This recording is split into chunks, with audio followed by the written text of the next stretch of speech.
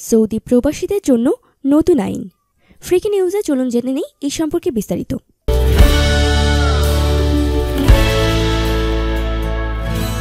Saudi আরবে বসবাসরত অধিবাসীরা ছুটিতে গিয়ে নির্ধারিত সময়ে না ফিরলে তাকে ৩ বছরের জন্য নিষিদ্ধ করে রি-এন্ট্রি ভিসা পদ্ধতিতে কড়াকড়ি আরোপ করতে যাচ্ছে কর্তৃপক্ষ।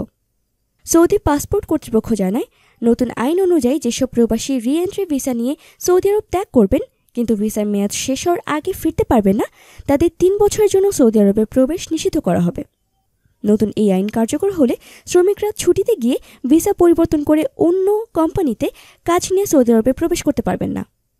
সৌদি পাসপোর্ট বিভাগের জনসংযোগ কর্মকর্তা মোহাম্মদ আলসাদ স্থানীয় সাংবাদিকদের বলেন, দেশটির নিয়োগকর্তারা তাদের যেসব কর্মী রি-এন্ট্রি ভিসা নিয়ে দেশ ত্যাগ করেছে কিন্তু ভিসার মেয়াদ শেষ হওয়ার আগে ফিরে আসতে পারেনি, তাদের পুনঃনিয়োগ না দিতেই এমন নিয়ম করা হচ্ছে।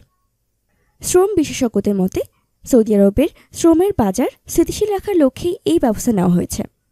এটি হচ্ছে এদেশের শ্রম আইনের একটি অংশ।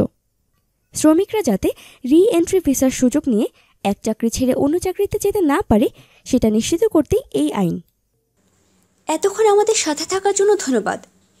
আমাদের পরবর্তী আপডেট পেতে ফ্রিকি নিউজ চ্যানেলটি সাবস্ক্রাইব করে আমাদের সাথেই থাকুন।